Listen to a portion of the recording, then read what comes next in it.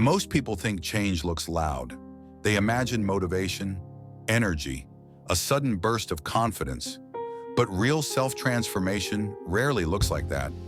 Most of the time, it feels quiet, confusing, and deeply lonely. And if you're going through that right now, there's nothing wrong with you. In fact, it may be the clearest sign that something inside you is evolving. Self-transformation doesn't begin when you feel ready. It begins when your old life no longer fits. When conversations feel repetitive, when certain environments drain you, when parts of your routine feel strangely hollow. You don't hate your old life, you've just outgrown it. And that's where the loneliness starts. Psychologically, humans are wired for belonging. Our nervous system finds safety in the familiar, even when the familiar no longer serves us. So when you start changing, your brain interprets it as a threat. Not because change is bad, but because uncertainty feels unsafe. This is why transformation often feels isolating. You're no longer fully aligned with who you were, but you haven't yet become who you're becoming.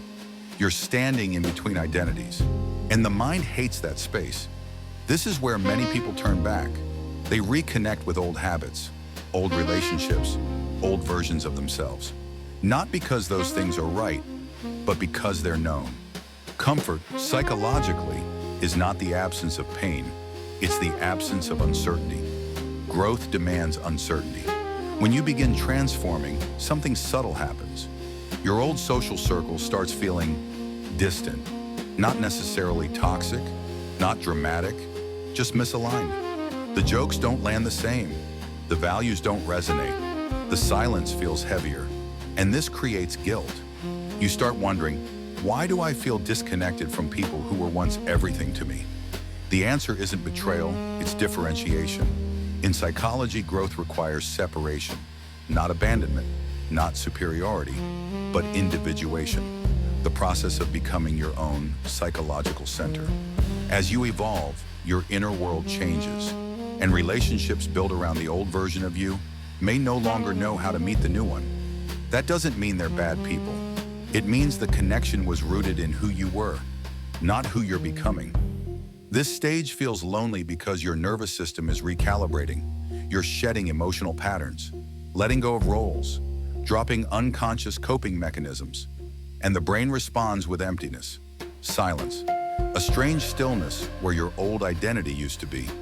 But this silence isn't loss, it's space. Most people fear this space. They rush to fill it with distractions, validation, noise. But psychologically, this space is where integration happens. This is where clarity forms, values reorganize, intuition strengthens. Loneliness during transformation isn't punishment, it's incubation. Another reason transformation feels lonely is because you stop performing. You stop over-explaining, stop people-pleasing, stop shrinking to fit rooms you've outgrown. And when you do that, some people stop reaching out, not because you changed for the worse, but because the dynamic changed. You're no longer feeding what once kept the connection alive, and that's okay. Here's something rarely said. Not everyone is meant to grow with you. Some people are chapters, some are mirrors, some are lessons. Very few are lifelong companions, and transformation teaches you to release without resentment. The loneliness you feel isn't emptiness. It's alignment in progress. Your system is learning how to exist without constant external reinforcement. That's strength, that's maturity, that's emotional independence forming. This phase also sharpens self-awareness. You start noticing your thoughts more clearly, your triggers, your patterns, your emotional reactions. Without constant social distraction, the inner voice gets louder and sometimes uncomfortable. But that's where real change takes root. Eventually something shifts. The loneliness becomes peace. The silence becomes grounding. The space becomes home. You realize you're no longer searching for yourself in others. You're building yourself internally.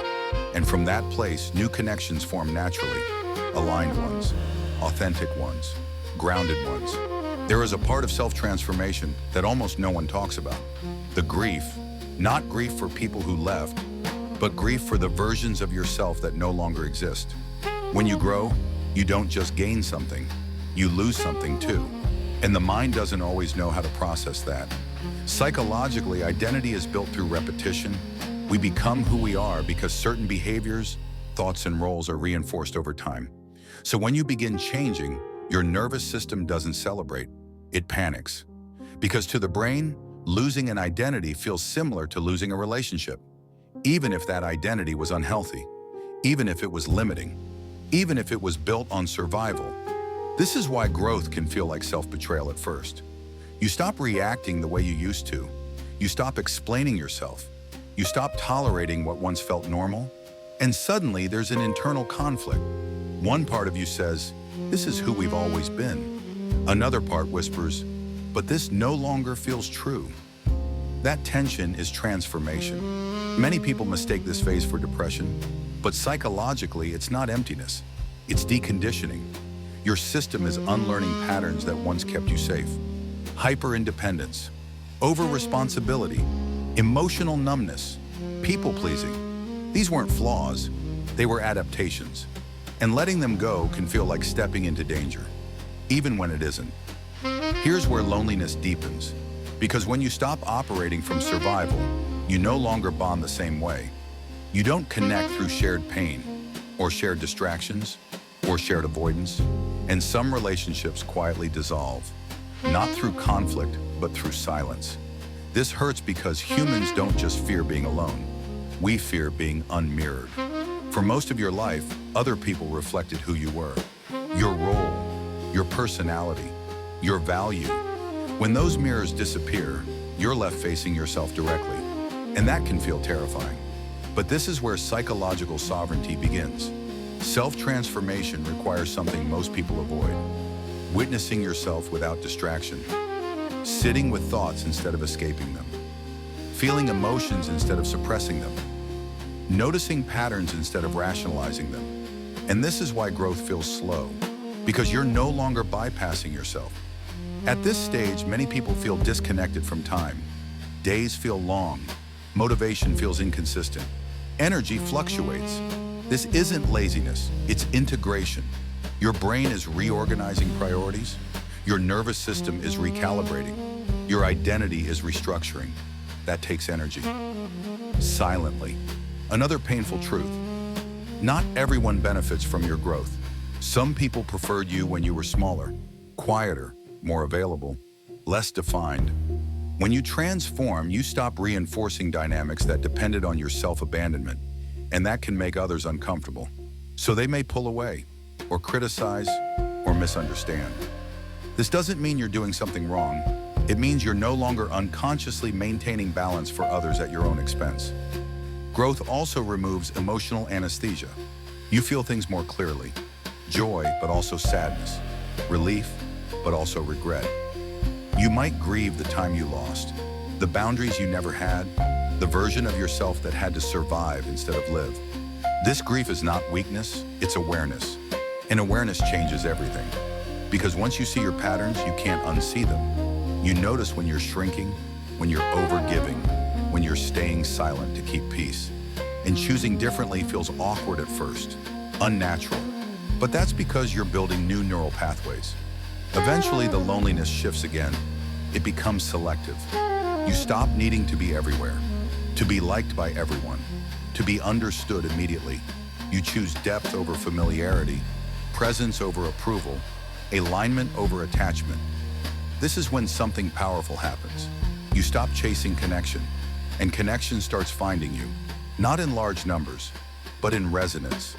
People who meet you where you are, not where you used to be. So if transformation feels heavy right now, if it feels like you're losing more than you're gaining, understand this. Growth feels like loss before it feels like freedom, because the mind must release before it can rebuild. If this spoke to you, subscribe for more psychology videos exploring identity, transformation, and human behavior. And if you're growing quietly and without applause, without validation, this is your reminder. Some of the most important changes happen in silence.